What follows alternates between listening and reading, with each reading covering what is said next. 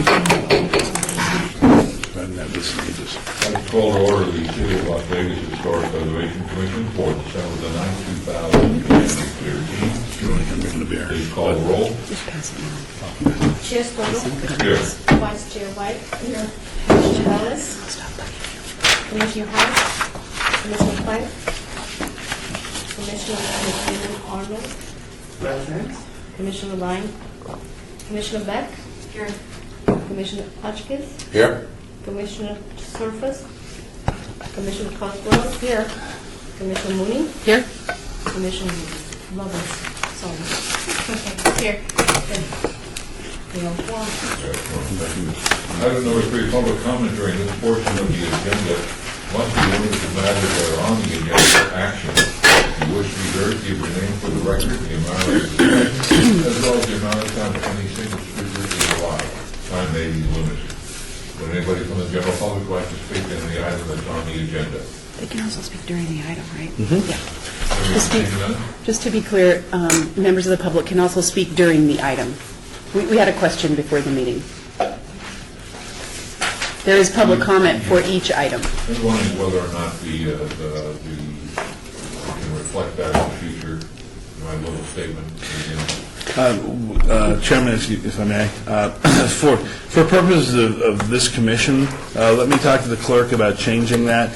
Generally, as the law goes, if you have time at the front and time at the back, it's up to the person who chairs that particular board meeting as to whether there'll be public comment on each of the individual items. So if what you're saying is, for purposes of your meeting as chairman, that's what you want reflected, let me talk to the clerk and see how we do that. Given the vast amount of power that I have, I would like to give the general public the time to comment on the action item before we vote. Certainly, of course. And you'd like that reflected in words on your agenda? Yes, please. All right, we'll talk to the clerk about that. Thank you. Let's move to item number 4 for possible action to approve the final minutes by reference to the regular meeting of October the 28th of 2015. Look for a motion. Motion to approve. Sandra Cosgrove. We have a second. Second. We have a motion. We have a second. Any comment from the general public? Hearing none. All those in favor say aye. Aye. Those opposed? And ask legal counsel a question, if I can. Maybe I should ask later, tell me if I should.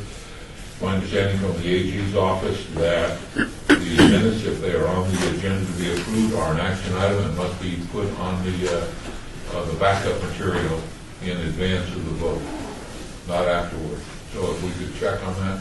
I will look into it and so report. And typically they are. Item number I don't know what's going on. Typically they are. 9. That's why. No, we'll be going to Okay, 5. Item number 5, HPC 62223, public hearing, discussion for possible action regarding an application for historic designation of 600 East Charleston Boulevard as a historic landmark on the city's historic property register. Courtney? The State Bar of Nevada has submitted an application for the City of Las Vegas Historic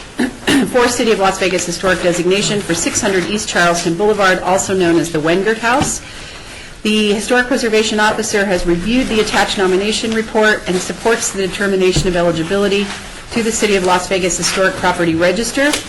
The Wengert House is considered eligible for designation as an historic building under Title 19.10.150, Section I, Designation of Historic Landmarks, District Sites, Buildings, Structures, and Objects, because it is determined to be of exceptional local significance and expresses a distinctive character because a significant portion of it is at least 40 years old, and it is reflective of the city's cultural, social, political, or economic past, and it is associated with a person or event significant in local, state, or national history. Per Historic Preservation Commission bylaws, the HPC, part of their duties and responsibilities is to review these applications for historic designation. And additionally, I apologize. I think I did this twice. and making recommendations to the Planning Commission concerning those applications. Apologize.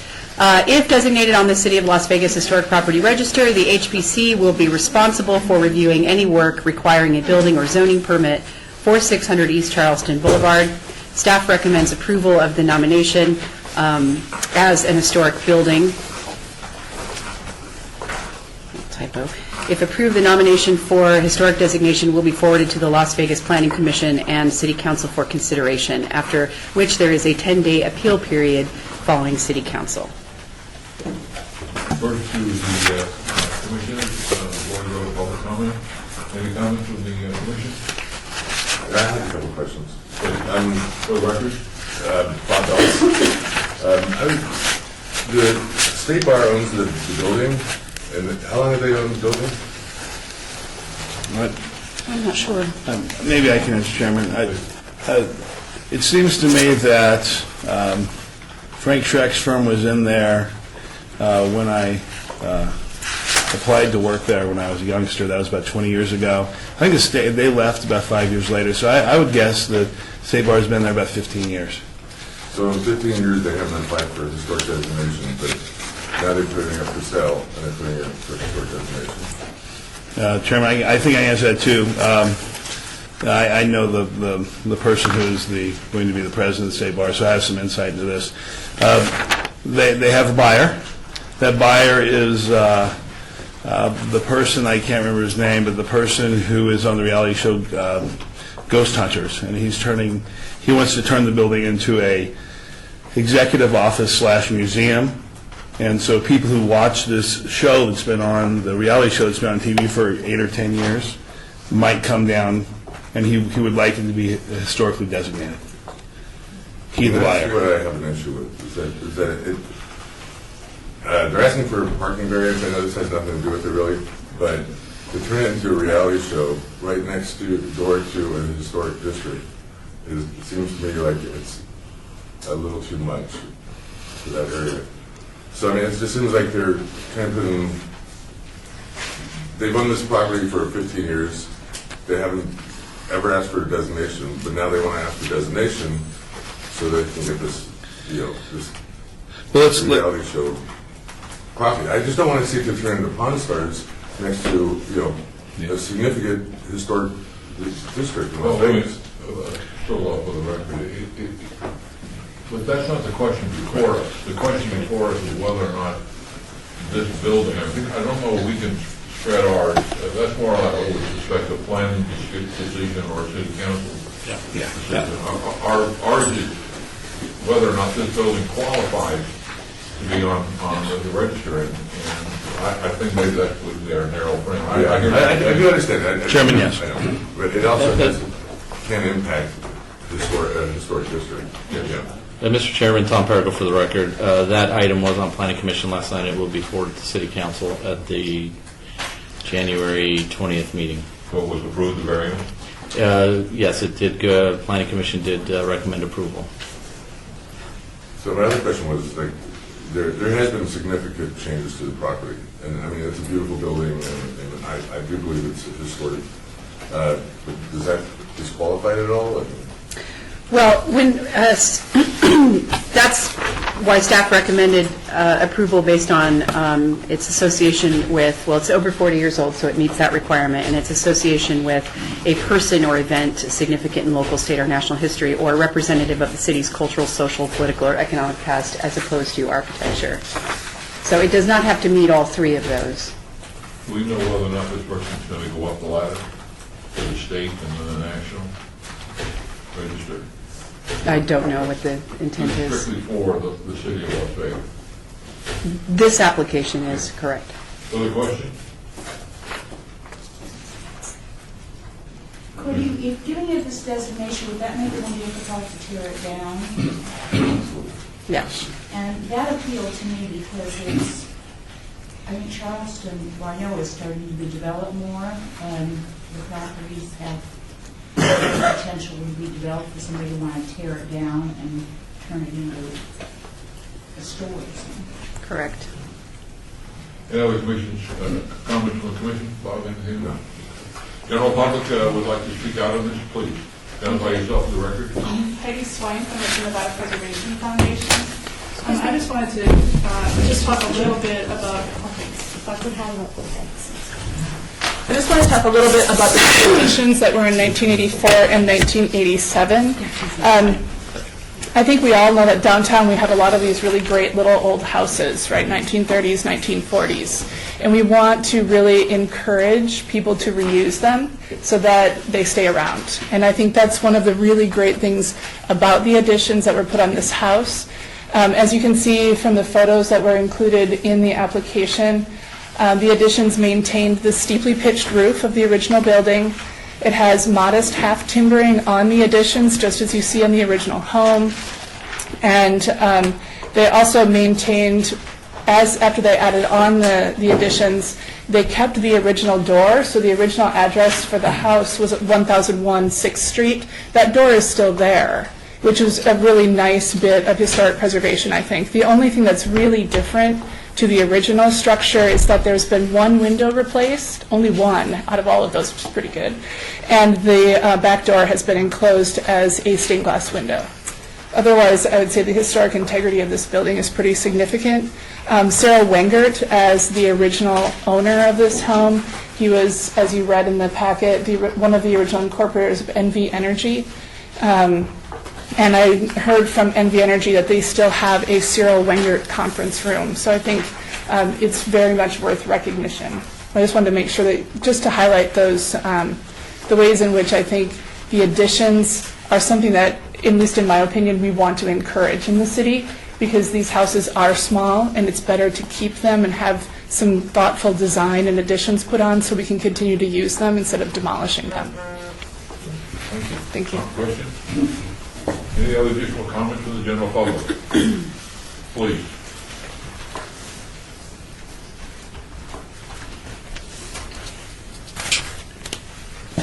My name is Jeff Alpert, 3828 Fusilier Drive, spelled Fuselier, North Las Vegas, 89032. I did not know of this commission until about 3-4 days ago when I looked at the city's website and looked at all the list of meetings, and I saw you guys listed there and was able to see the agenda. So I always follow everything going on in North Las Vegas and was pleased to see there's a Historic Preservation Commission going on in Las Vegas. I got interested in that block of homes about 6 months ago when I purchased some pictures from a thrift store from the University of Nevada, Las Vegas Research Library, and one of them was of the White House, supposedly at Kyle Ranch, which is near where I live. And in doing research, a lot of research, I found out that the picture was mislabeled. It was actually the second home of John S. Parks mansion. He originally purchased Kyle Ranch in 1911 and sold it in 1923, and then built a house at 700 East Charleston, which is just 2 doors down from the Wengert house. And for the first time today, my brother and I went out and looked at it. There were actually gardeners at the Wengert house doing gardening. It's nice that it's fenced in to keep people out.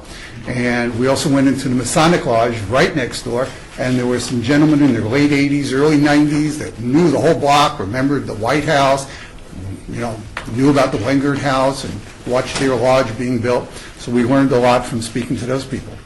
I did want to just first add that I actually watched the Planning and Zoning Commission meeting, most of it last night, and I was waiting for items 41, 42 relating to the parking issue, and they were skipped over. So unless they were taken out of order, they were not addressed last night, as far as I know. Chairman, they were taken out of order.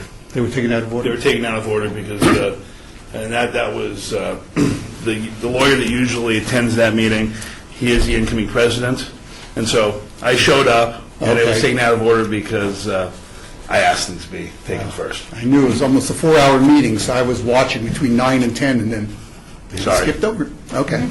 But I wholly support the idea of creating this as a historic site. Unfortunately, the park residents 2 doors down fell victim to a squatter arson fire in 1982, and it's gone and was replaced by the FBI building, which is now vacant and up for sale or leased. But I think it's an important area. We also walked around the whole block. It's part of the John S. Park District, and Cyril Wengert worked for John S. Park in his bank, who was the manager, and Jonas Park came to Las Vegas in 1905, already in his 50s, and he hired young Cyril Wenger when he was probably late teens, early 20s. So there was a good age gap between them, but I found it very interesting that they settled right within 2 doors of each other and probably knew each other well. Thank you for your comments, and thank you for your interest in Thank you for what you do. the history of Las Vegas and North Las Vegas. Thank you. Further comments from the general public? Hearing none, do we have a motion to approve? Do we have a second? Any further discussion? Hearing none, all those in favor say aye. Aye. Those opposed, motion carries. Thank you.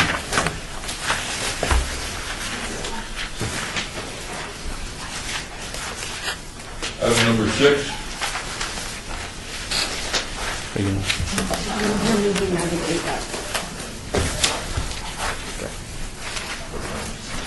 Item 8, I think we'll wait. with your permission, of course. I'd like to move item number 8, reported by the Department of Planning regarding adopted and future plans that include within their planning area boundaries the regional building located at 21 Las Vegas Boulevard North. Commissioner, I'd like to introduce Betsy Fretwell, City Manager. She will be providing a short discussion on the vision for the area. Thank you, Courtney. Thank you, Mr. Chair. I appreciate the time. I was talking with some of the folks that are in the audience about, I think it's been about 7 years since I've been to one of your meetings, maybe a little bit longer, so it's really exciting. It's exciting to see everybody, yeah, and to know that the fire's still burning bright in here, so thank you for what you do. I wanted to just kind of put in context some of the things that are going on Las Vegas Boulevard North. So I know you have some big decisions ahead of you on your agenda today, and I thought it'd be helpful to just kind of outline some of the things that are going on as it relates to some regional infrastructure projects that are under discussion and under evaluation, Cashman Field, and some of the other things that we're working on from a redevelopment standpoint in that area. And then I'm happy to answer questions that you might have. And Mike Jansen's here, who is the master of all things transportation for the city of Las Vegas, and he's doing an incredible job in outlining some future plans for connectivity in and around the downtown area, but connecting to key parts of our city as a result of those efforts. So let me just talk a moment about Cashman Field, which is a key piece of acreage in the downtown area, in that general vicinity of Reed Whipple and some of the other facilities. We have been working with the Convention Visitors Authority for years, literally since 2007. We've had an MOU with them to try and figure out a way to redevelop Cashman Field. To date, we have not been successful in identifying a new developer for that area, and we're still in the throes of figuring out what to do with baseball, whether baseball stays or goes, and that's a key piece of that conversation about the future of Cashman Field. However, I think that there is a consensus that there is a higher and better use for those 57 acres. The city has quite a few other investments in that area and ownership in that general area, and we feel that there's maybe a better way to try and get additional growth, diversification, business development, and civic opportunities by creating a new plan for Cashman. But this is a partnership, and it takes a lot of work between us and LVCVA and the right developer partner going forward. So there's a lot of conversation that you probably read in the paper about what's going to happen there. We want to make sure that we're very deliberate and that we achieve the goals that the council has identified for us in reinvigorating that Las Vegas Boulevard North area. So I think that's important to know. The second thing that you may or may not be aware of is that we've entered into an agreement with the Natural History Museum. And the Natural History Museum, we will be moving the Natural History Museum from their current building across the street into the former library building. As you know, the library administration moved out. The Children's Discovery Museum moved out, and so this is a great asset for our city, and we believe that it will be put to really good use with the Natural History Museum. It will more than triple their space available to them, and will allow them to show a lot of the exhibits that currently in the space that they have, that the city provides to them under lease, in a much more effective way.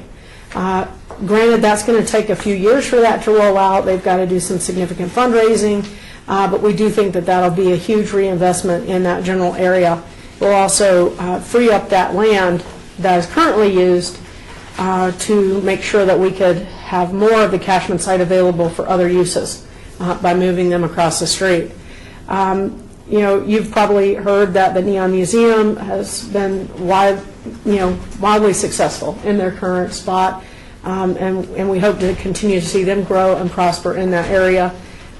We have been working with the RTC to build into their regional plan. And I don't know, Mike, if do you have a PowerPoint? Okay, I won't get into too much detail on that. I'll let Mike cover that piece of puzzle, but let me say this.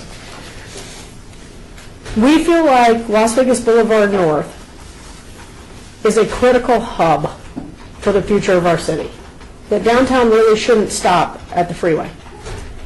And that there are key pieces of our community identity, from Grant Sawyer to the Fort to the Cashman Center, that need to be connected to this new regional transportation network expansion that's being discussed, debated, and ultimately will be a part of a larger conversation about a financing plan for a lot of regional infrastructure needs in this valley. We don't want to be short-sighted. We want to be very long-term sighted about this, and we would like for Cashman to be a major terminus or hub for what might be a new light rail system that connects along Maryland, could potentially connect into any light rail, whether it's above ground, at grade, or below ground for the Las Vegas Boulevard line, whatever that turns out to be, and connecting our entire downtown core district by district to each other. We feel that's critically important. So we have been working with the RTC to ensure that that is a piece of the puzzle in this regional plan, and we've been very successful to date. Simultaneously, we want that kind of development and infrastructure investment to work with the development that's there, and recognizes the unique character of the development that's in that location, but also the changing dynamic of the developments that are there. So I wanted to just kind of put in perspective, all of you are very smart, and many of you keep very close tabs on what's going on in this region and in our city, which I greatly appreciate. Thank you for that. But I wanted to just put in context that there is a whole lot going on in this area of the Las Vegas Boulevard North sector, and we want to make sure that we're not only taking care of today, but taking care of what can happen in the future to really reinvigorate that whole area, so we can celebrate a lot of the historic venues that are there, and also integrate some new development that'll be very critical to the future of our city. So, I don't know, Mr. Chairman, if you guys have any questions for me. If you want to hear Mike's presentation, I can hang around until he's finished. Well, first of all, we really appreciate you taking time to come down here and bring us up to date on what's going on. Really Sure. appreciate that. But before Mike comes up, any questions? Please. Commissioner Hotchkiss, have you considered, if you move the Natural History Museum across the street, have you considered backfilling that space with the Neon Boneyard, and thereby keeping that facility intact, keeping the parking intact, because that parking there is shared by the old Fort State Park, and there's a small park there as well that people use.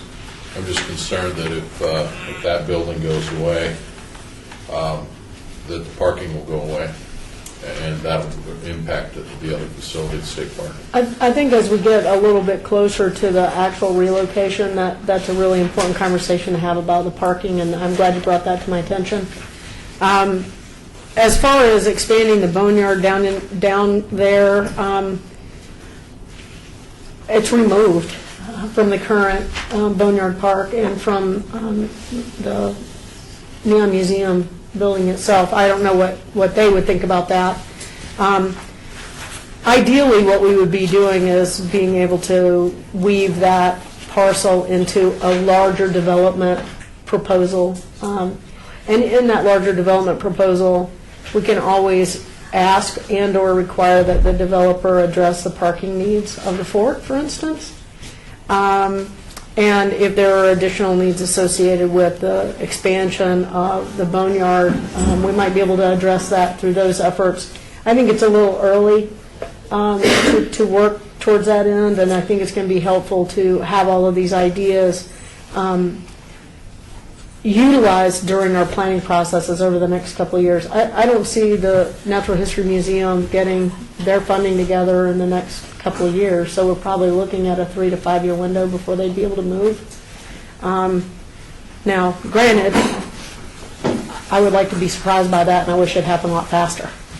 So, but I mean, just realistically, we've just done this transaction, and we've got work to do to make this all work. Mr. Probert, did I hear you say that the Neon, or excuse me, the Natural History Museum is not going to complete their move over there for 3 to 5 years? I don't think they're going to be able to do the fundraising for their TIs for a little bit of time. Oh, so they have not moved Yeah, into the building? no, they're using the annex, so they have some space that they're using right now, which we affected that agreement several years ago to get them space, which has been helpful because they had nowhere to store any of their other exhibits that weren't currently on display, and so this is actually a big enough space to help them. So it's a good interim, but the goal is to get them all the way across the street into this 100,000 square foot facility. It's beautiful for a museum.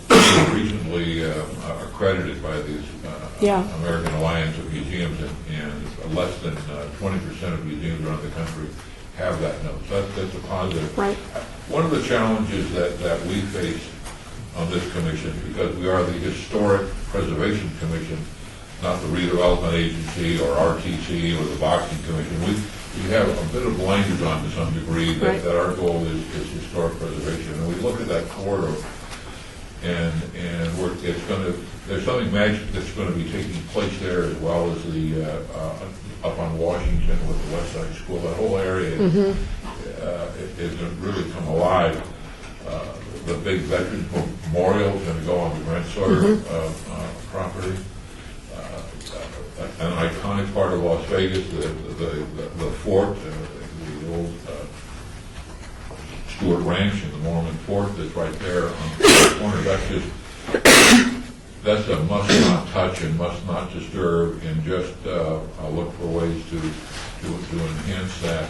You keep moving up, the Children's Museum formerly, and now the Natural History Museum, and the Neon Museum, all the neon signs that are in between there. That truly is what the city calls a cultural corridor.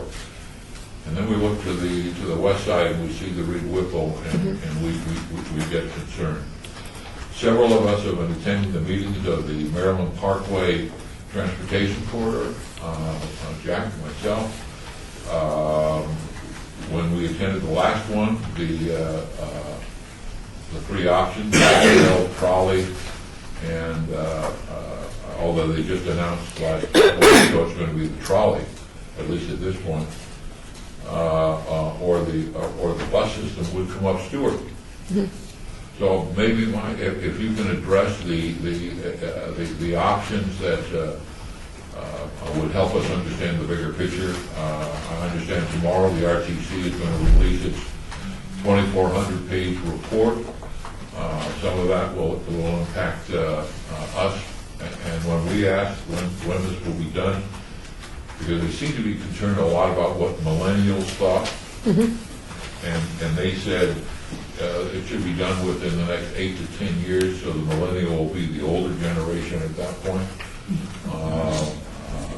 But give us some sense of maybe you can or Mike can of some, at least the thinking of the time frames that we need to address or be thinking about these things will occur.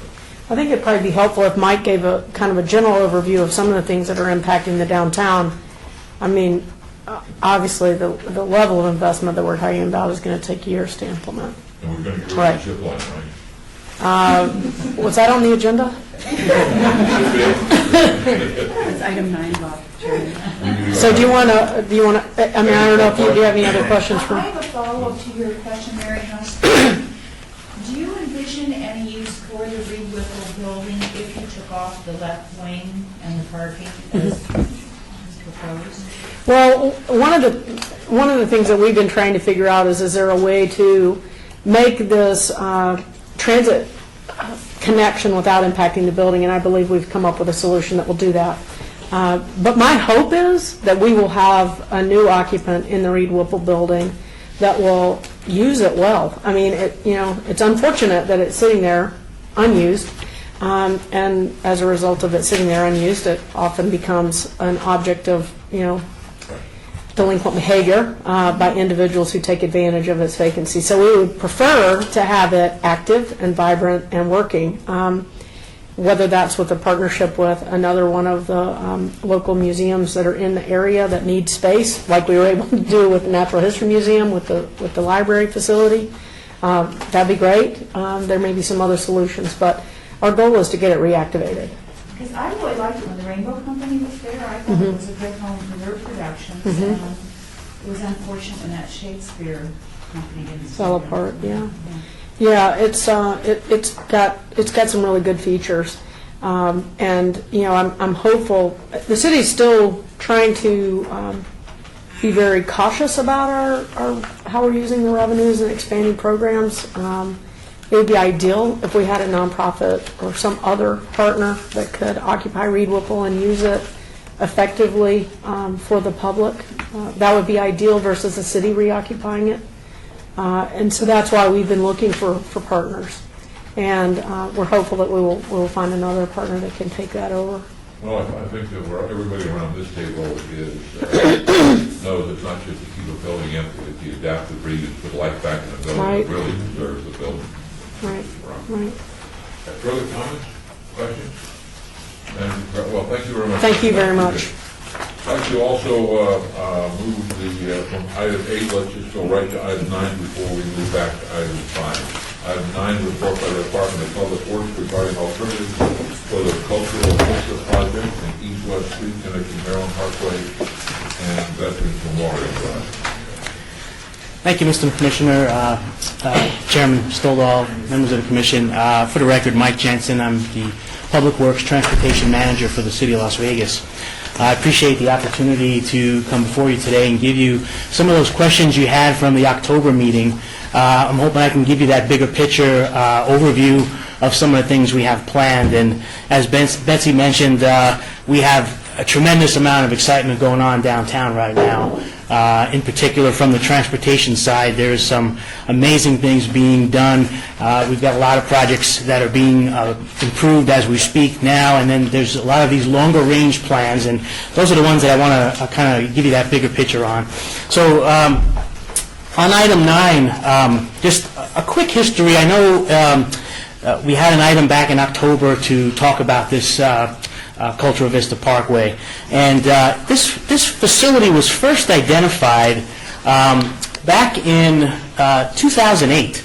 I wasn't sure if you were aware of the history, but in 2008, the Cultural Vista Parkway connection, here's Reed Whipple right here to organize you, here's Las Vegas Boulevard, and here is the piece that has been in question is the impact to that portion of the building.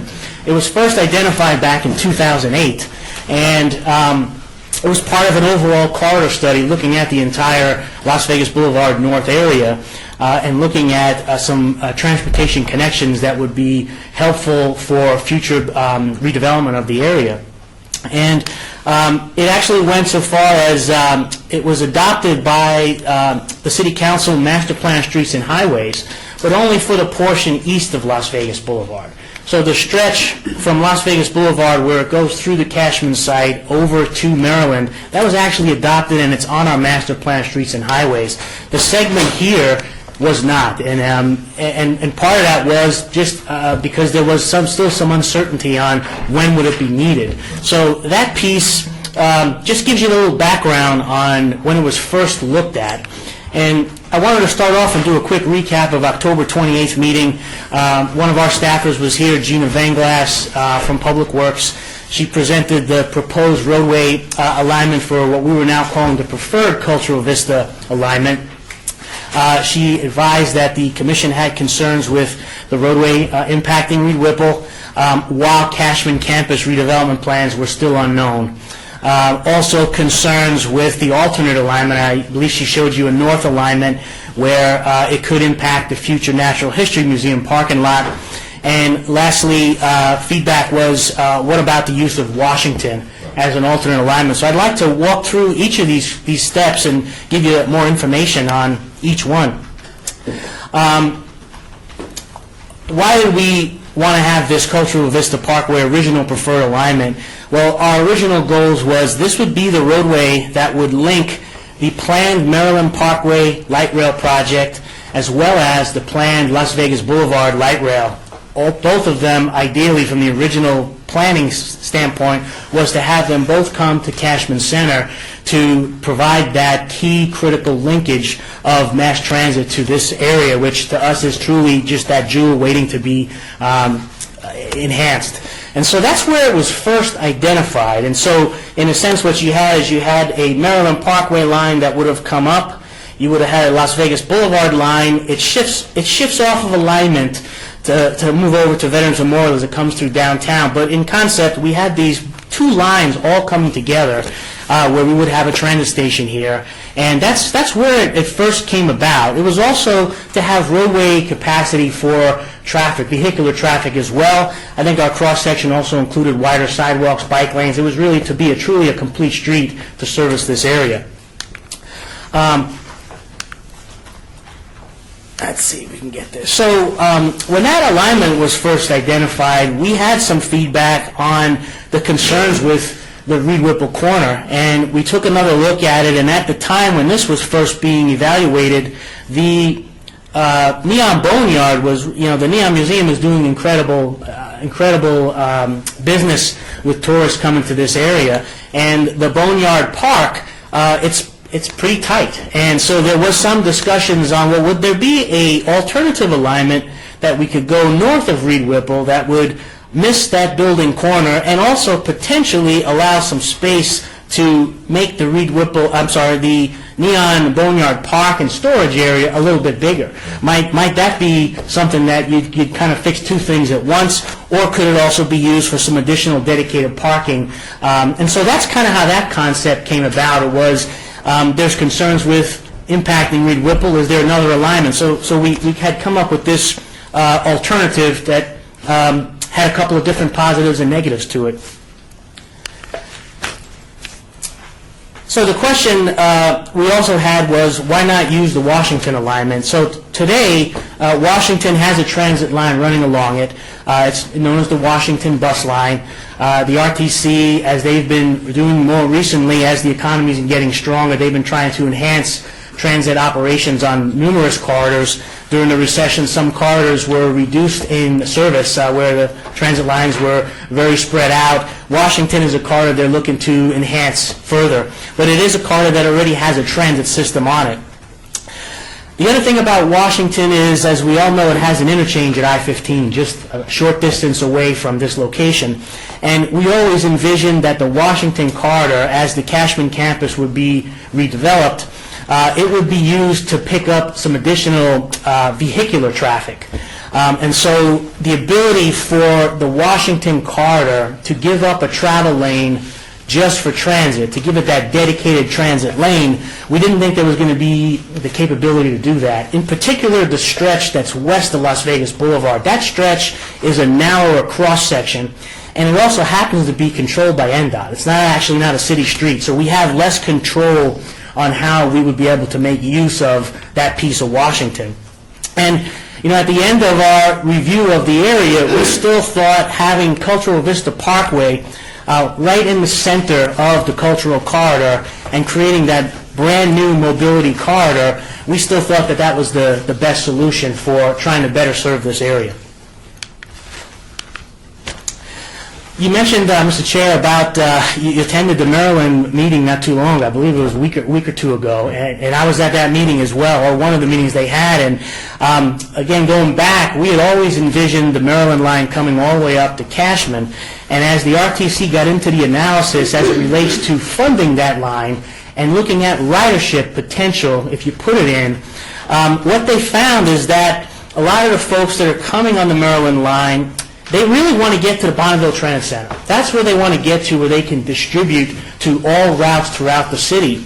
And if the line was extended, I apologize, I just got this drawing from the RTC the other day, north is to the right.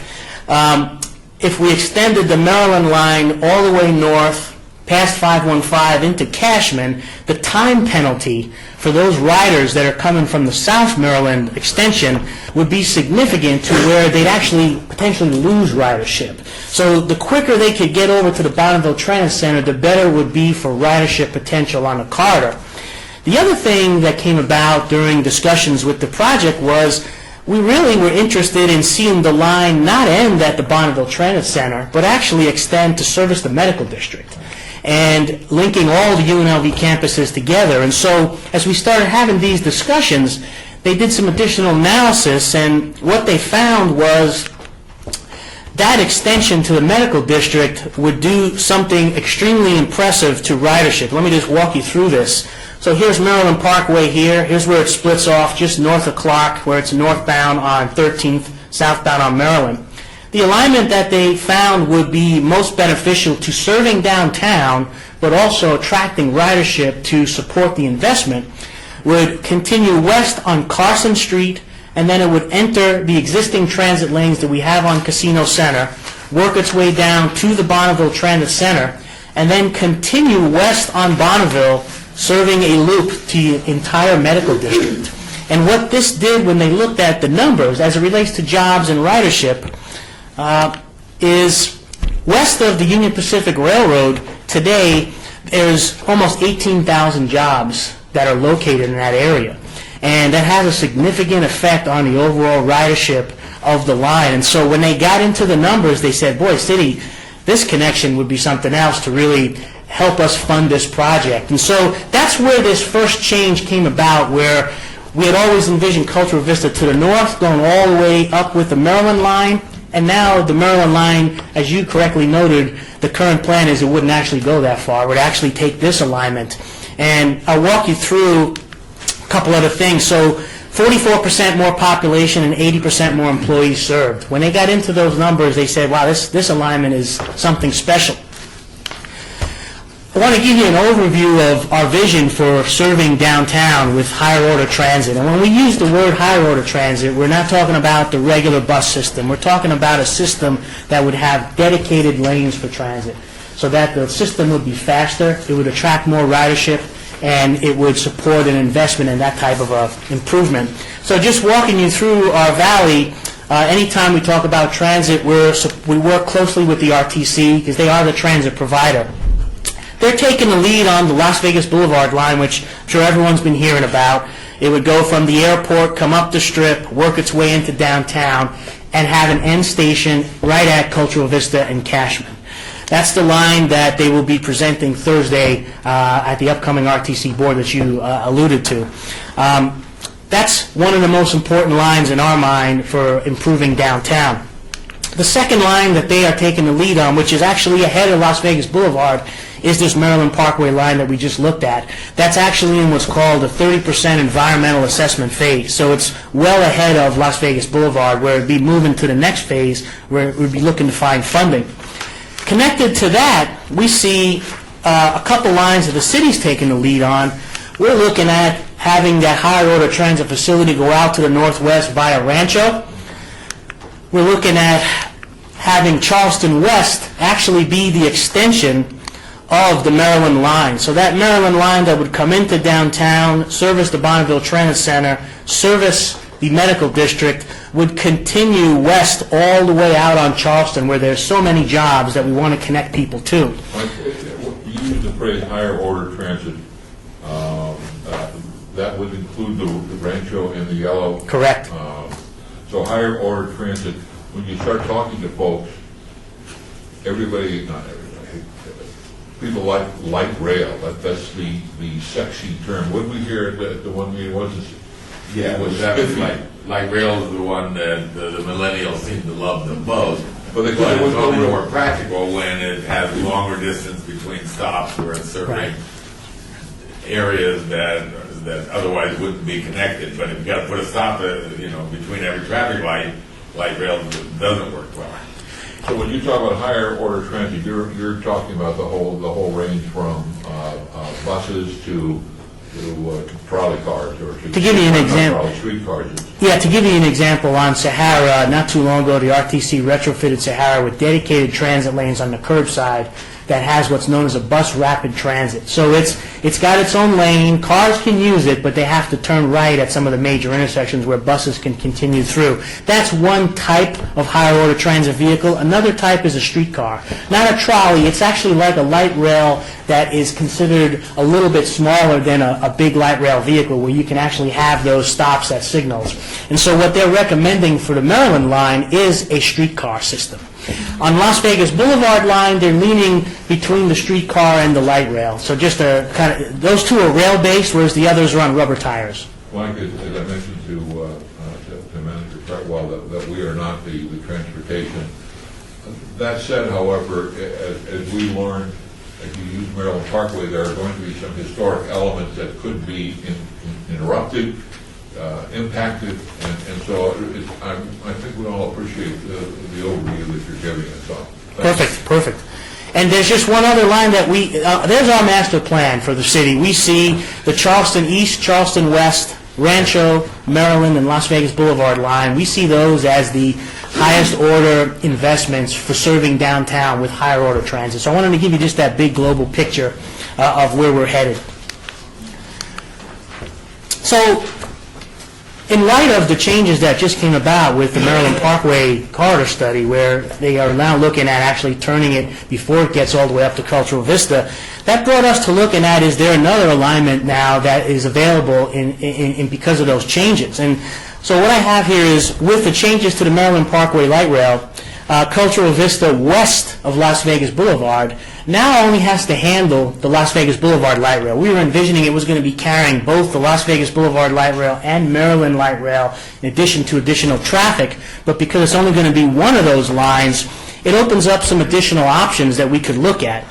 East of Las Vegas Boulevard, that Cultural Vista cross-section, we're still planning for it to be a larger road. And the reason for that is there's also a planned long-range interchange, I'm going to show you here, at Maryland Parkway and 515. Today there's an interchange at Las Vegas Boulevard and there's one at Eastern.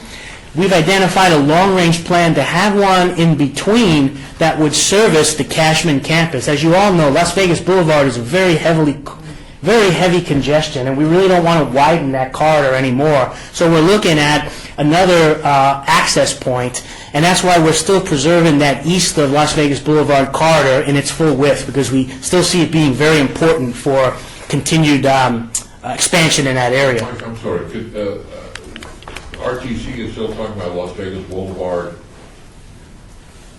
What happened to the neon signs that we're putting up between there, Washington, and Sahara?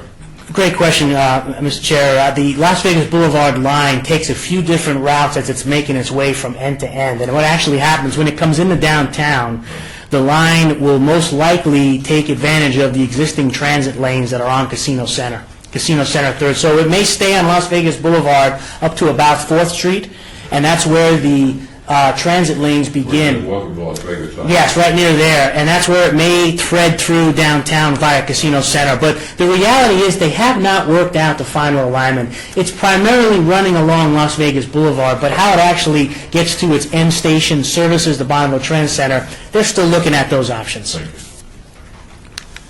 So in light of that change with Maryland Parkway, and hearing the concerns you had, we took another look at the segment west of Las Vegas Boulevard. So, here we are at Reed Whipple. Here's the extension. This is following the property line that runs along, I believe this is the Biltmore perimeter. It has a little jog to it here, a little jog to it here. So we got that information, and what we can fit we actually can fit a buffer space. This is a landscape buffer that we're showing next to the housing there. We can fit the curb line on the south side of the road. We can fit 2 11-foot light rail or streetcar lines, dedicated transit lines, an additional curb on the north side, and a 6-foot sidewalk all along that stretch without hitting the building. And so that's a cross-section that would not have any impacts on Reed Whipple. It's just a cross-section that we don't know at this stage of the game whether or not it'll be enough. And let me show you what I mean by that. This cross-section is set up where the Las Vegas Boulevard line would have an end station at this point.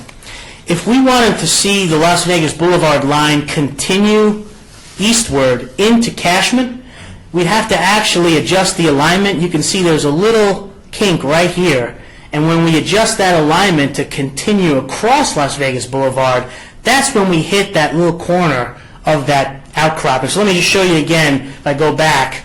There's the alignment that keeps it from hitting Reed Whipple. It just misses it. We'd have a new sidewalk all along that front. But this alignment would accommodate the light rail lines and miss the building.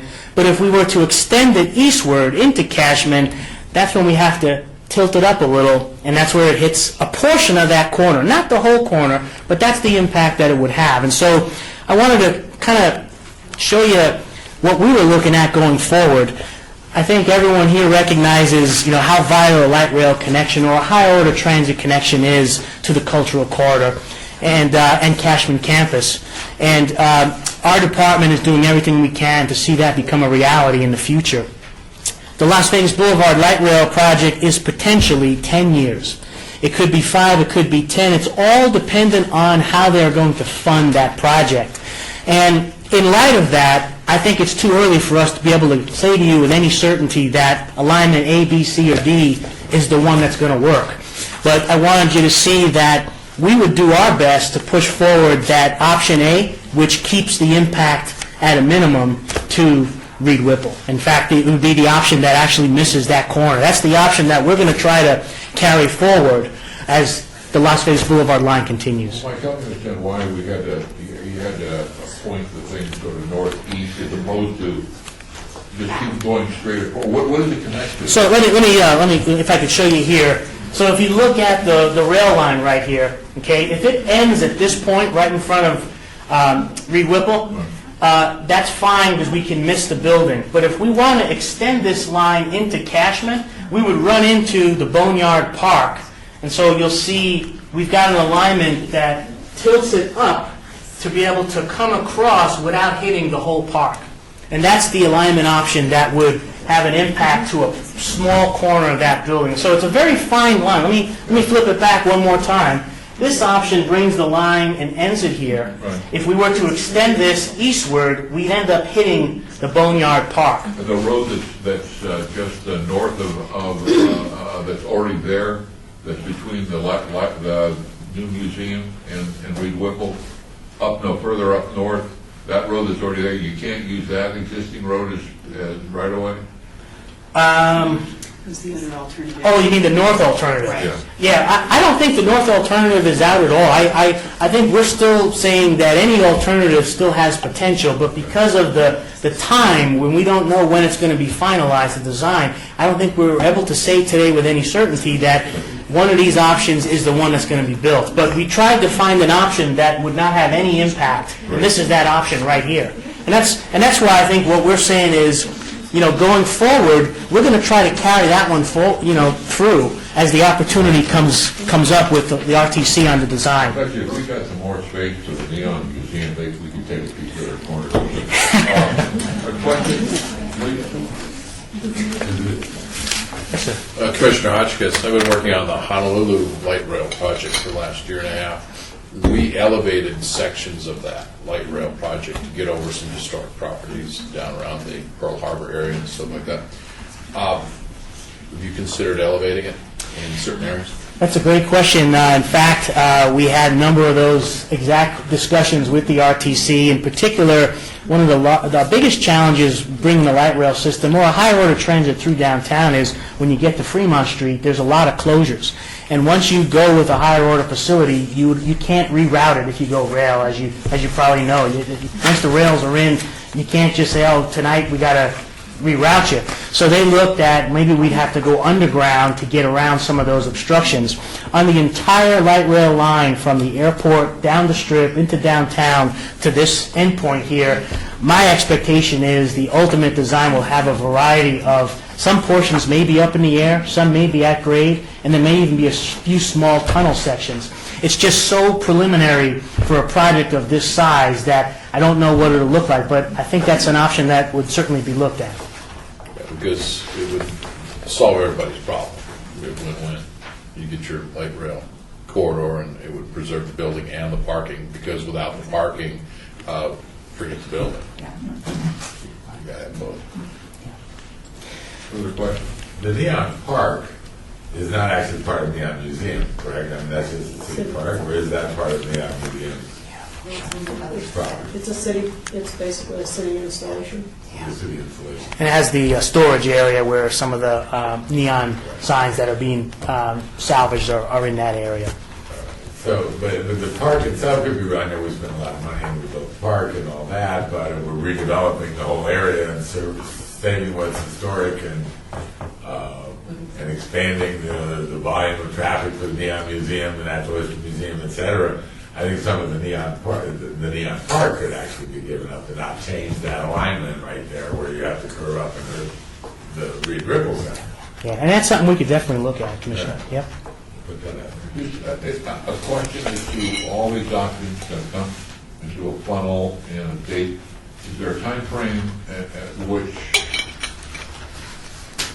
okay, we're going to go with the buses, or we're going to go with the light rail, and the route's going to be here? When, built in 6 to 8 to 10 years, when would you say we may get some sort of a decision? I'm sure there'll be public hearings, a variety of things. That's a great question, and that was where we were sort of waiting, anticipating to hear what direction the RTC envisioned for this system. And because of the cost of it, because of all the adjacent property issues that will have to be worked out, I think their answer to us was, at this point, we don't have that timeline. They honestly think it's something that could be in the 5 to 10 year period when they could have funding in place to build this type of a line. But it's such a large project going from the airport all the way into downtown that they just don't have that answer yet. Further questions? Maybe you could just, one last question, just what Jack, the information we had on the 3 systems, I'm sure that there's variations on the buses as well, but the 3 were a streetcar, light rail, and the issue is once you put the rails down, you don't have the flexibility you have with the buses. But that the light rail was way up here as far as cost compared to buses, but everybody gets excited about light rail because it's what the big cities have. Help us in perspective, and maybe you got some information, is we were told that light rail would be great between here and Henderson because it's more distance, you don't have to stop every quarter of a mile or every third of a mile, I think it was. Could you just give us in 30 seconds your perspective on the 3 different options? Yes, Commissioner, it really comes down to capacity. The bus has a capacity of a certain number. I believe it's around 100, 110 per BRT.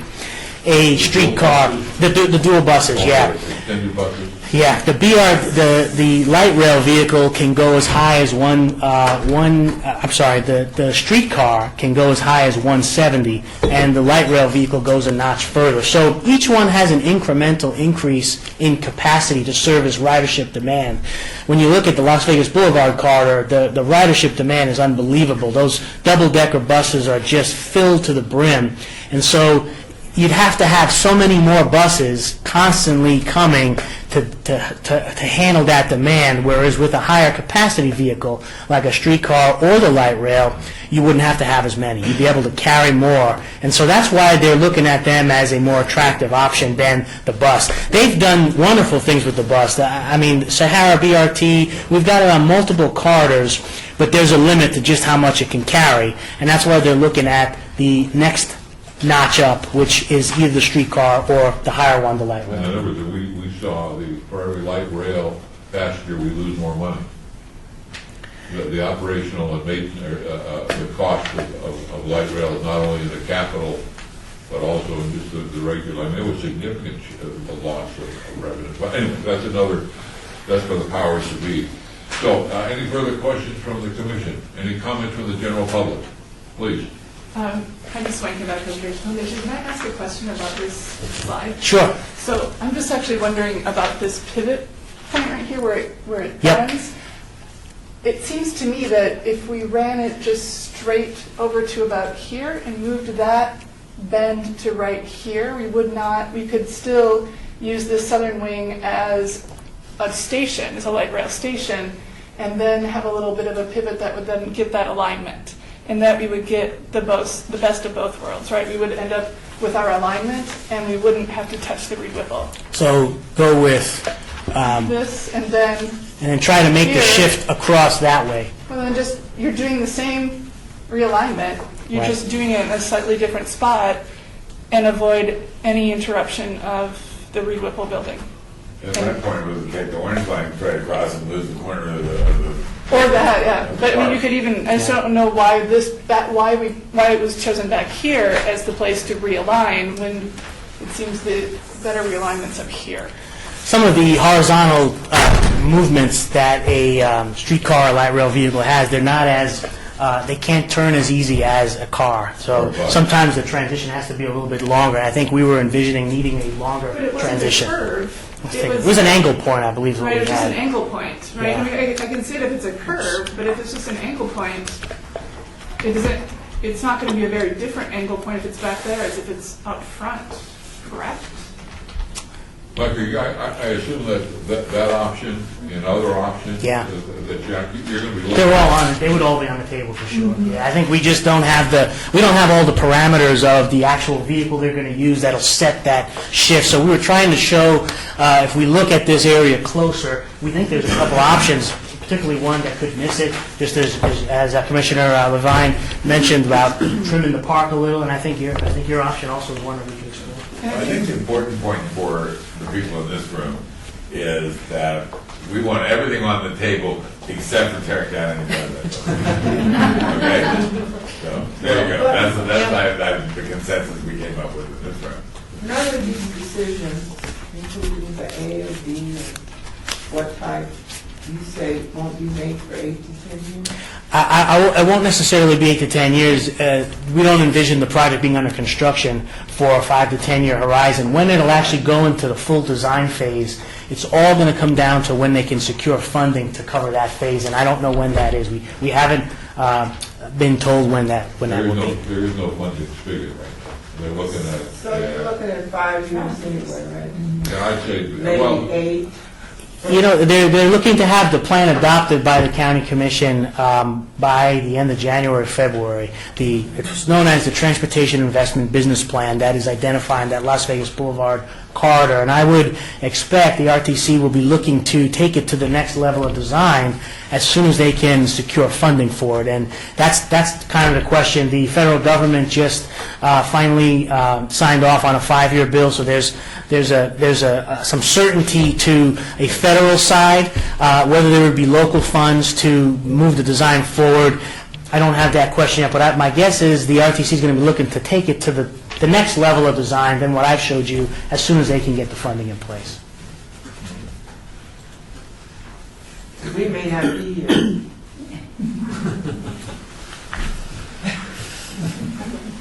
Someone will. I have plans to be here, but that's my rapid transit plan. Gonna slow it down. Mike, thank you very much for your time, and I really appreciate the insight on the whole area. Just an FYI, the executive summary of the TIP, the Transportation Investment Plan, is available or will be available tomorrow morning on the RTC website. If you don't want to read the entire 400-page report. I know. Further questions? Hearing none. Mike, thank you very much. Thank you, everyone. Have a great afternoon. Thank you. Great use of the What pointer. are your PowerPoint? I think we're now back to item 5.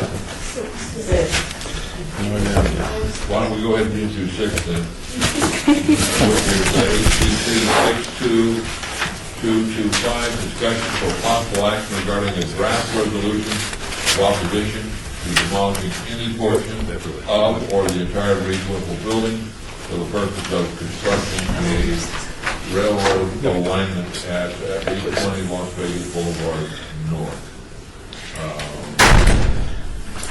Gordon, do you want to add to this?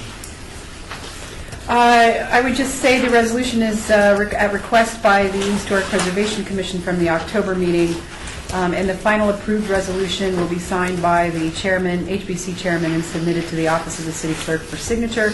Once signed, it will be submitted to the city of Las Vegas. Discussion? Yeah, anything that,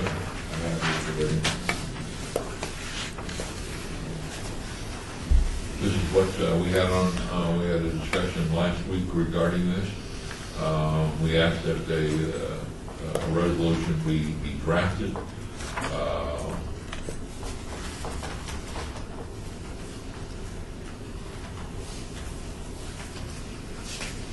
Any comments from the commission at all? I still think the resolution should be drafted and that we should go ahead and send it out, because you didn't actually tell me anything.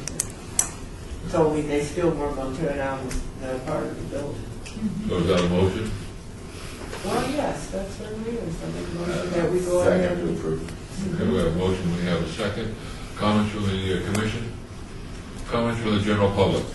Please. Heidi Swain, Nevada Preservation Foundation. As you can see, we have some people who came to the meeting in support of this resolution. Also, as you all know, it's at noon in the middle of the day, so a lot of our folks couldn't come, but we did have a petition where folks could sign, and in a week we had collected 120 signatures in support of this body's opposition to any demolition of the Reed Whipple Cultural Center. So I will leave this with Courtney before I go, but I think it's a good thing. Thanks. Any further comments?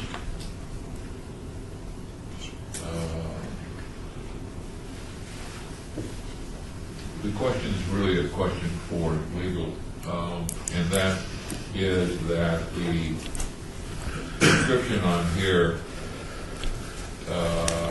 says that this is an opposition to demolition of any portion of the entire Reed Whipple building. And then it says for the purpose of constructing a railway alignment, a roadway alignment.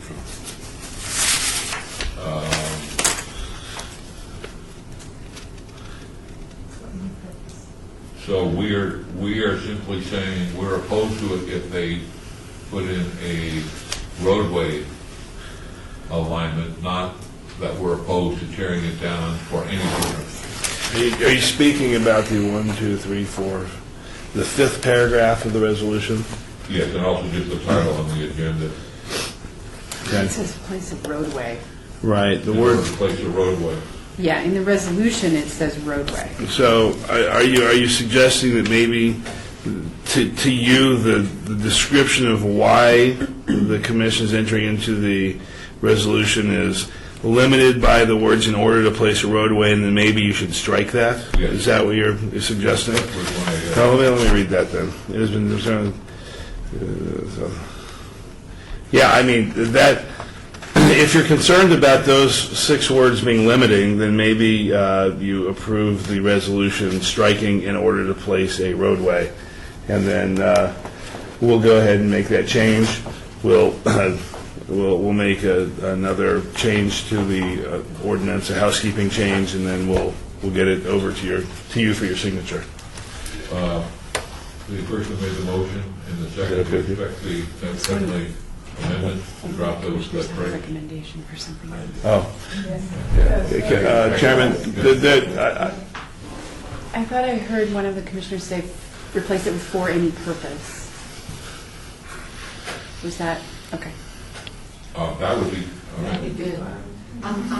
If we're looking at changing that, I mean, just to cover all bases, would it be worthwhile to say the expressed a desire to demolish a portion of the Reed Whipple building so that this would apply to any part of it?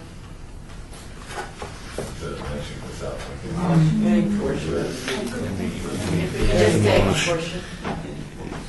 So instead of the south wing, Okay, is that your motion? We haven't, but the city hasn't expressed that desire. The city has only expressed a desire. yeah, so yeah, we can change, if we're going to make the, okay, Chairman, if you're going to replace the words "the south wing" with "any portion," we need to change the whole paragraph, because this talks about what the city of Las Vegas has expressed its desire to do. It hasn't expressed that, the city hasn't expressed any desire to demolish any portion of the building, only the south wing. Does that make sense? What And happens if so, you take that paragraph out?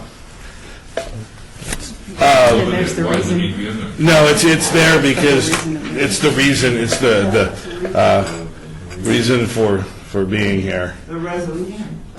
So I think you're probably okay with, the point I think this commission is trying to make is, listen, someone came and told us they want to demolish part of the Reed Whipple building.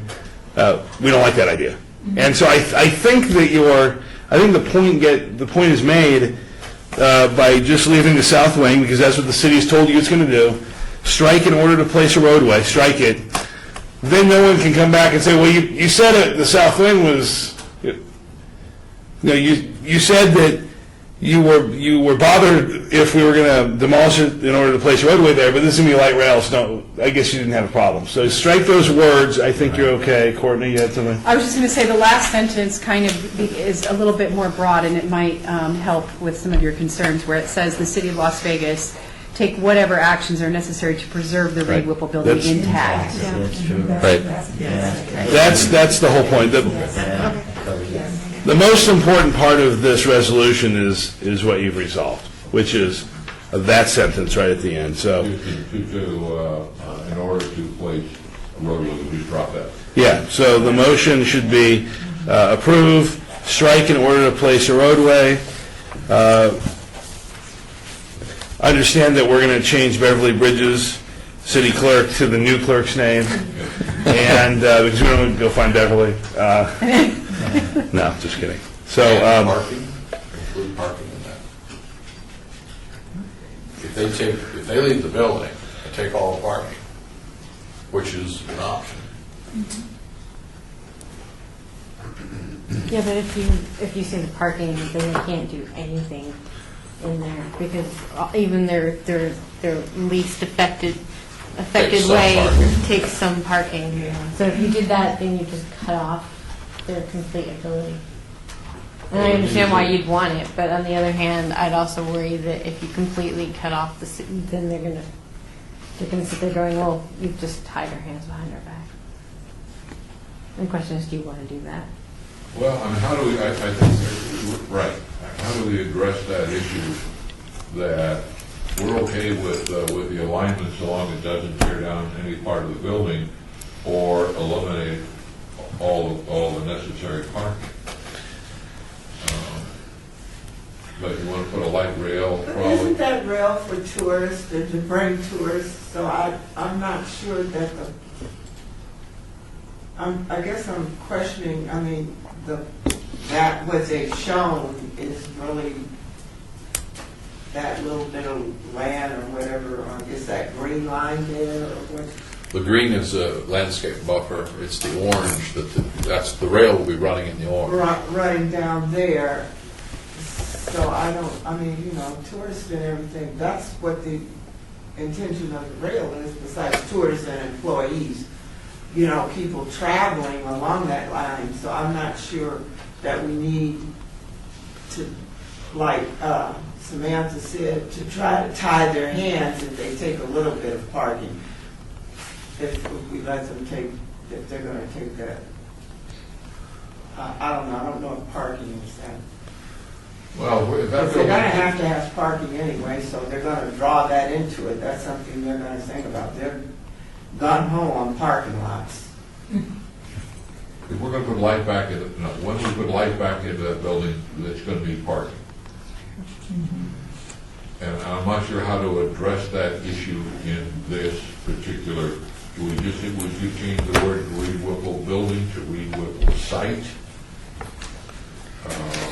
Mr. Chairman, Tom Perrigo for the record, this maybe is a place where there's going to be this sort of tension between historic preservation and, where we're trying to preserve a past that was dependent entirely on the automobile in our community, and a future where we're trying to create other alternate modes for people to get around, like taking light rail for tourists and workers to these sites. And as we go through updating our master plan and our downtown plan, we're looking at alternatives for parking, and there will be zoning requirements that I don't know that we can undo through a resolution.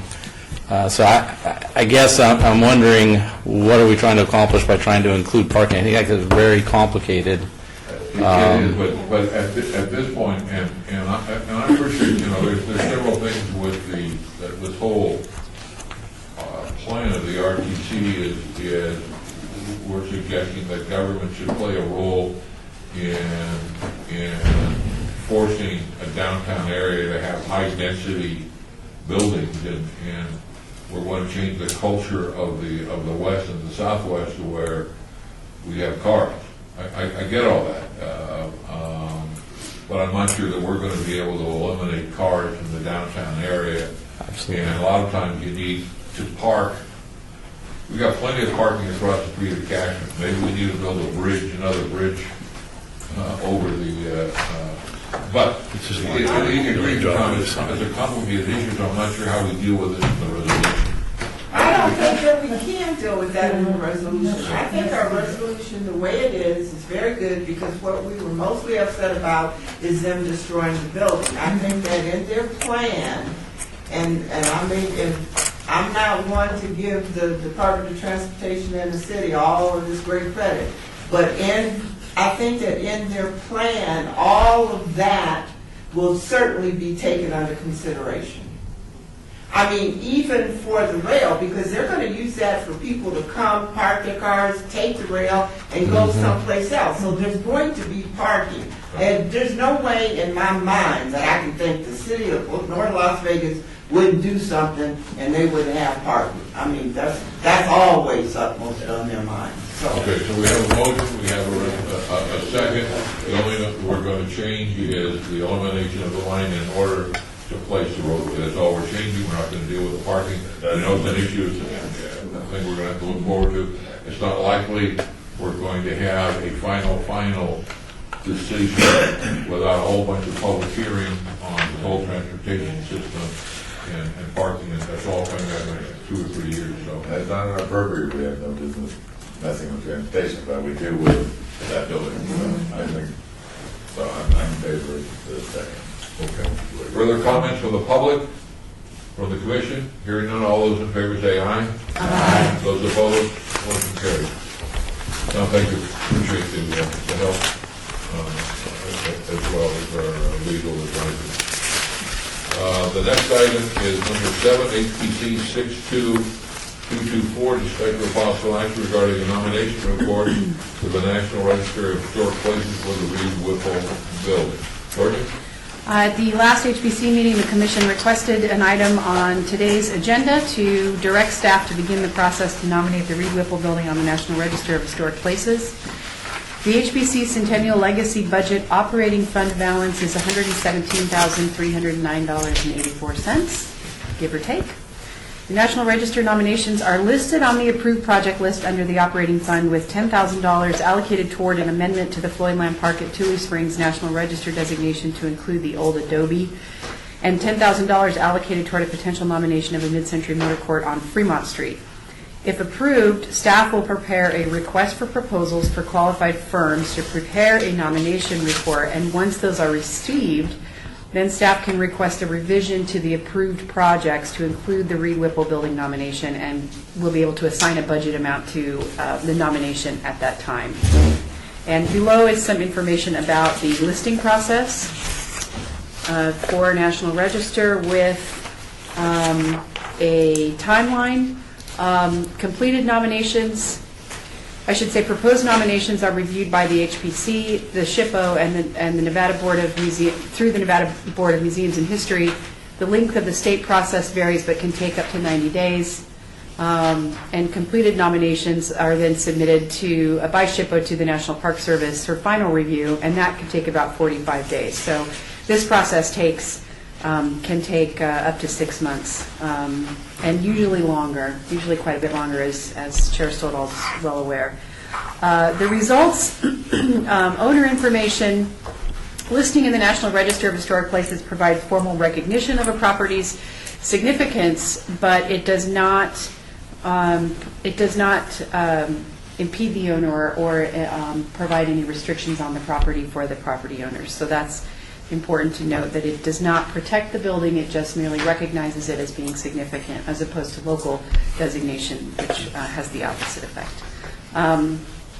And then below that is the history of the Reed Whipple building, which we have discussed in prior meetings. And staff recommends approval of moving forward with the proposal for a nomination for. Can't we just do this on the weekends? We don't have the overtime budget. I'm to approve.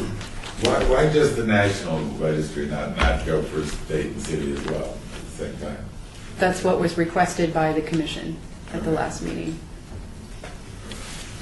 I think it's a good start. So we have a motion, do we have a second? Second. We have a second. Further discussion? I think the question that Jack had is what would be the steps to get on the city register to the city building or on the state register? The state register steps are fairly, we could probably do that concurrently with the National Register. The city process is completely separate. It might be, we could probably do it concurrently, but it is a separate review process. That's similar to the Wengert residence. We come to the commission for a recommendation for approval, which would then be forwarded to Planning Commission and then City Council. Does it require more money, a bigger budget? Is it, No, because we could just ask the consultant to, whoever does the nomination report, to review it for eligibility to the city register as well. But part of, included in the historic designation chapter of the zoning code, that if the building meets the requirements for state or national register, it can automatically be, meets the requirements for the city register. Oh, okay. It doesn't work the opposite way, but it works from the top down. All right, do we have any comments from the general public regarding whether or not we should move forward to see if we can get the Reed Whipple on the National Register? do we include that review for state purposes or city purposes? You can't. Open meeting law. We're posted for your decision on national registry. If that's something you'd like to do, you absolutely can discuss it and take action on it. We just want to post it for you so the public knows what we're doing and they have a chance to come and comment if they so choose. So we'll come up Sorry. with more on this in the next agenda. You may want to tell about that. Okay. All right, general public, any comments? Hearing none. Commissioners, any further comments? All those in favor say aye. Aye. Those opposed, motion carries. Courtney, thank you very much for all your work on these elements of the Reed Whipple and having. My pleasure. What floor does the manager work on? I'm sorry? Seventh, you work on the seventh floor? Yeah. And Mike? He works on the 9th. Is he on the 9th? The Development Services Center, yeah. Who's this? Development Services. Mike Jansen. 8th floor. 8th floor. Well, seriously, thank you for having them come down to give an update on it. By my reckoning, we are now on 10. Yes. Yes. All right, thank you. Report by the Department of Planning regarding administrative approval for an application for a certificate of appropriateness for a minor exterior alteration and construction of a trash enclosure, porch roof, and 2 outdoor play areas with shade structures at the Variety Early Center at historic Orange Park. The Historic Preservation Officer completed an administrative review of the application to construct a concrete block trash enclosure at the southwest corner of the building, construct a covered porch over the entrance of the west facade, install 2 fabric shade structures over 2 separate children's play areas, one at the west side of the building and the other at the east side. The Variety Early Learning Center building is a non-contributing property within the historic Lorenzi Park, which is listed on the city register as an historic district. Chapter 19.10.150 of the City of Las Vegas Unified Development Code requires that all work requiring zoning or building permit on the exterior of a building designated on the city's historic property register is subject to review by the Historic Preservation Commission. The Historic Preservation Officer reviewed the application for compliance and found the work to be minor in nature due to the proposed location and reduced visibility from the right-of-way. Additionally, the work matches the existing building in color, style, and/or materials so as to blend with the existing architecture. And in the case of the shade structures, the work can be removed. And once again, the Variety Early Learning Center was listed as non-contributing because it did not meet the age requirement. Additionally, it does not fit within the context of those early buildings at the park. So it was approved, and there's no action required. Question? Question from the audience? Hearing none, thank you. Item 11, report by the Department of Plan regarding the status of rehabilitation of the historic West Side School located somewhere between 330 and 350 West Washington Avenue. I hope you all, I handed these out today at each one of your spots, so hopefully you can see these. It's printed nicely, actually.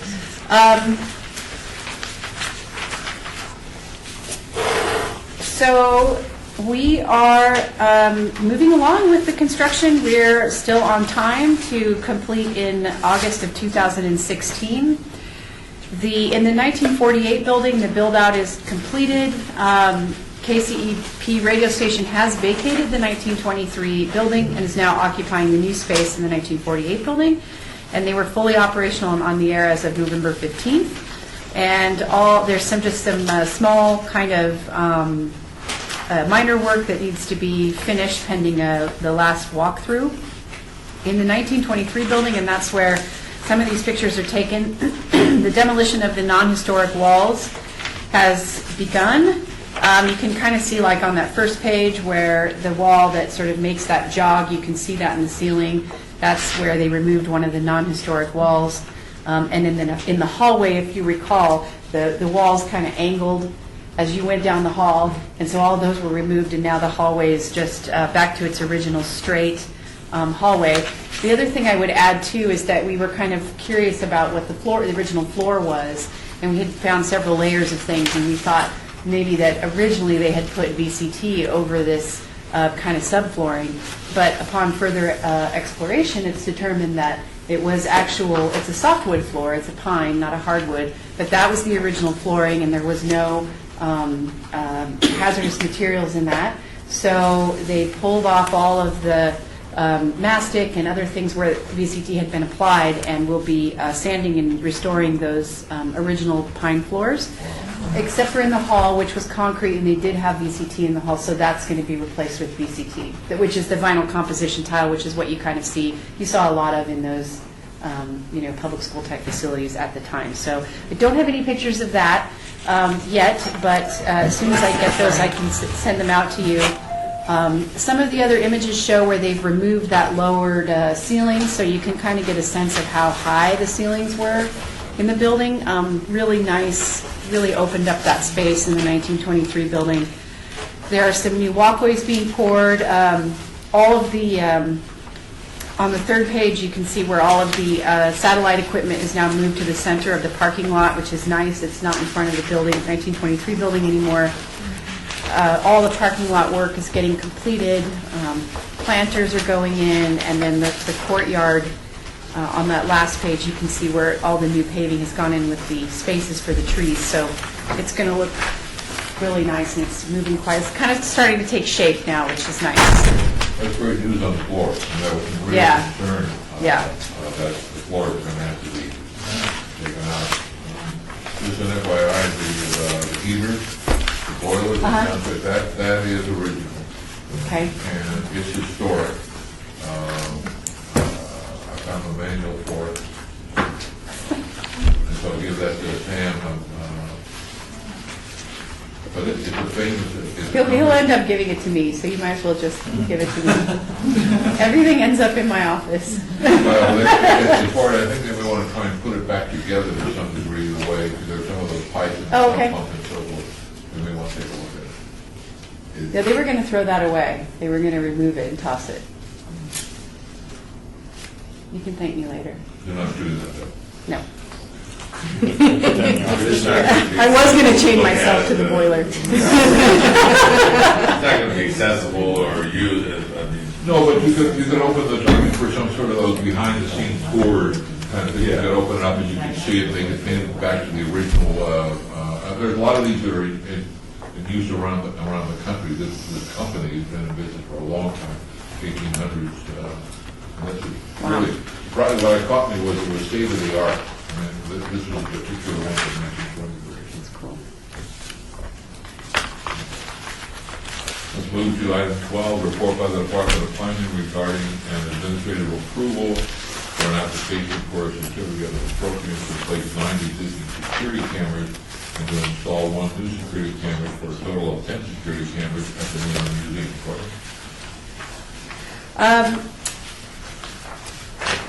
Historic Preservation Officer completed an administrative review of an application for the certificate of appropriateness for new security cameras to replace existing and 1 new camera, which is to be located at the rear wall next to the electric boxes.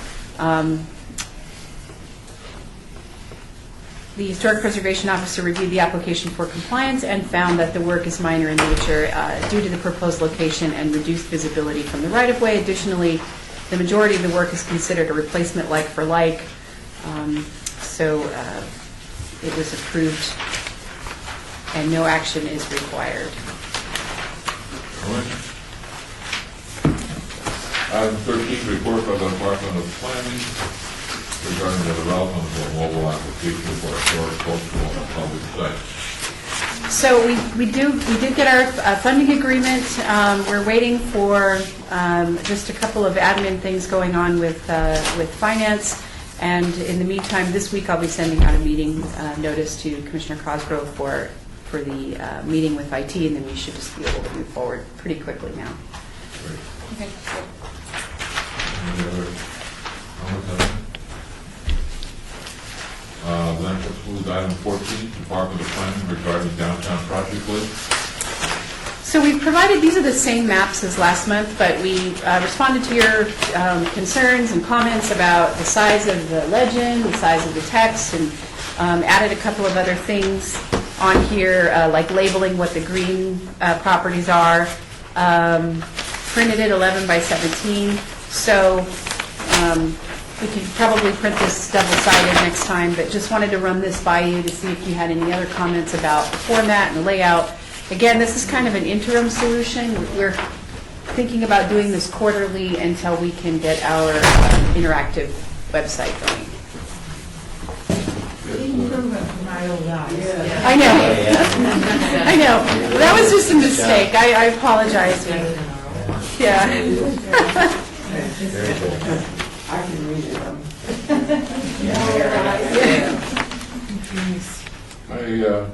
Can we put the Reed Local building on here? Not yet. Not yet?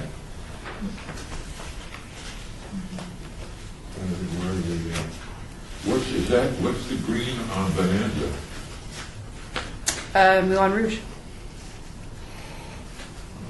It goes in that little, Oakland. And then farther down is Lorenzi.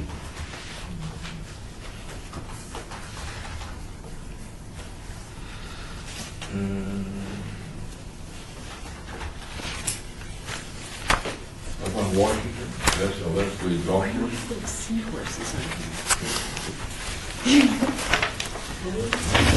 Mine doesn't. What are you doing? No, mine doesn't. Little seahorses on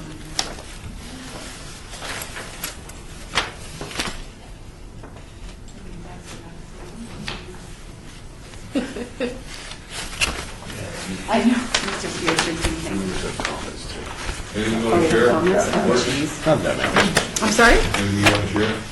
Well, I had looked like I had seahorses on my map, but must be my cold medication. Yeah, right? That's one of mine. The same drugs. I know, I don't know why you don't have. Anyway. They're on this one. Are you the only one with seahorses? No, it's only on one map. This one has mine's on here.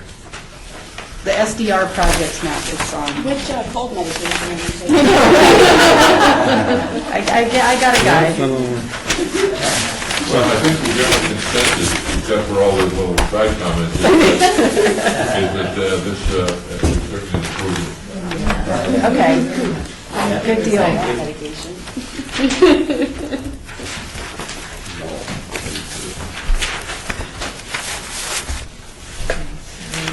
Item 15, report by the Department of Planning regarding historic and archaeological resources and local media.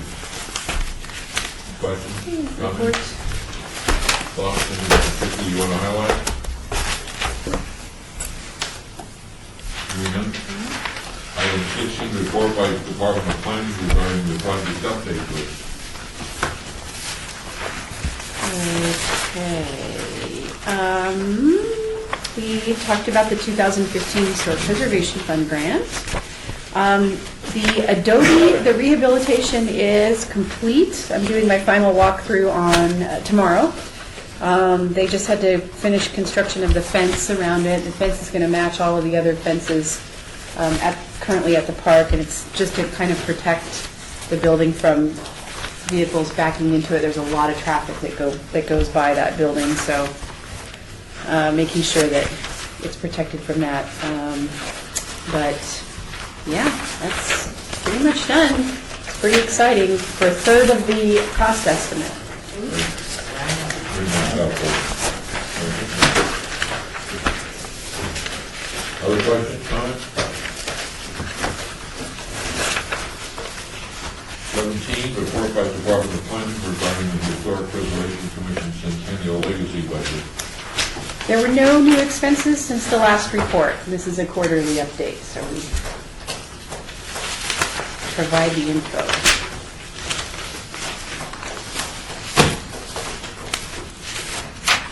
So we have to give the RJ $100, huh? You couldn't work any connections there?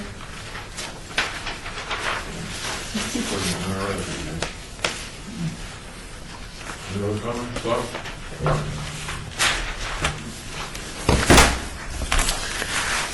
Item 18, discussion regarding topics for future agenda items by the Historic Preservation Commission.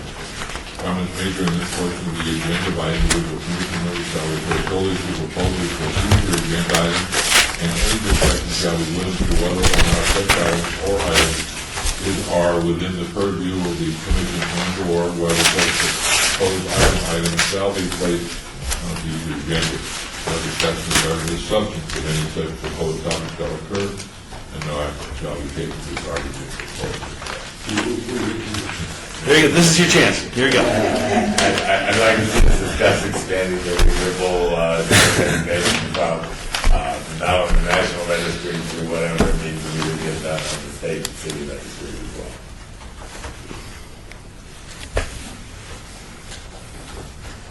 Any other items that we need to put on the next agenda? Hearing none? Citizen participation comments during this portion of the agenda must be limited to matters within the jurisdiction of the board. No subject may be acted upon by the board unless that subject is on the agenda and is scheduled for action. If you wish to be heard, give your name for the record, the amount of discussion on any single subject, as well as the amount of time any single speaker may be allowed, may be limited. Nobody wants to say anything. I would just like to give you invitations for a tour of the Morelli House on December 19th. Would like to go?